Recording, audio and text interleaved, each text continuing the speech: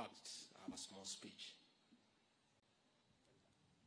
To our presidential candidate, and indeed the fifth president of the Republic of Kenya, Dr. William Ruto, I say it before you and country, I'm honored by the responsibility and faith you have bestowed on me, you have bestowed upon me to be running it for the most defining election in Kenya's history. It is a responsibility I take pride in, knowing too well the elevation and esteem that my nomination occasions, but most importantly, one that also humbles me, that you put your trust in me, together with my colleagues, to deliver Kenyans from economic oppression. Your Excellency, the Deputy President, party leaders present, governors, members of Parliament, ladies and gentlemen,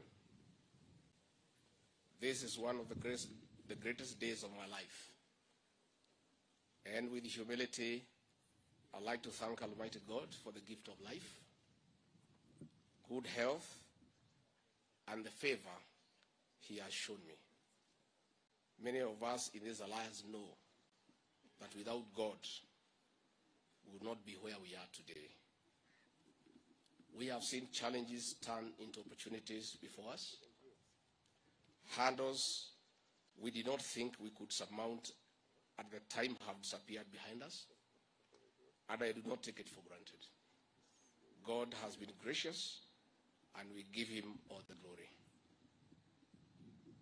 I know there are many in our alliance who are qualified for this position, and any one of them would have been up to the task. Your Excellency, our Deputy President, the trust and confidence you have shown in me is a privilege, and I'll do my very best to live up to those expectations. Thank you, Your Excellency. I will not let you down. I will not let the Hustler Nation down. I will not let the people of Kenya down. In this journey, one needs a mentor like the one you have been to us.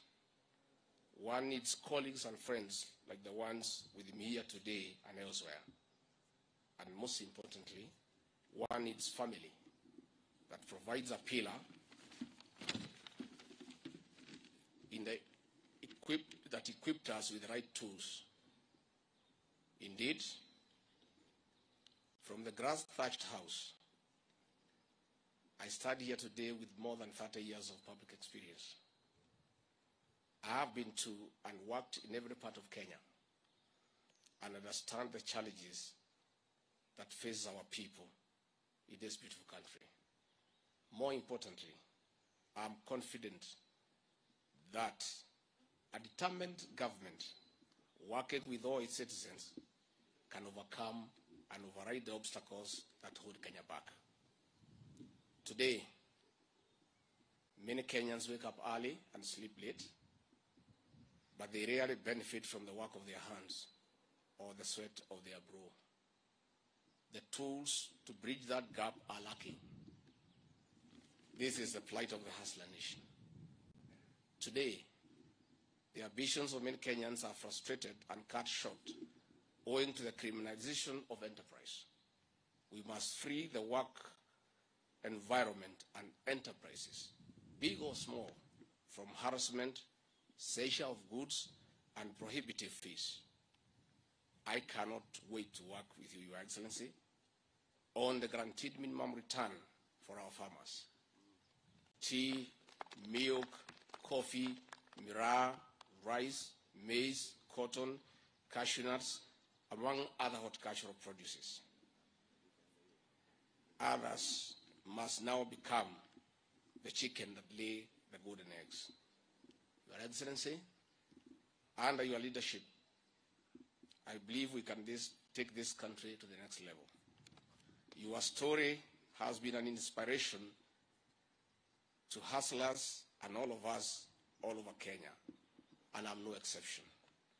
With the team you have assembled, I believe we have what it takes to realize the dreams of the Hustler Nation, and it will be a great honor for me to play my part.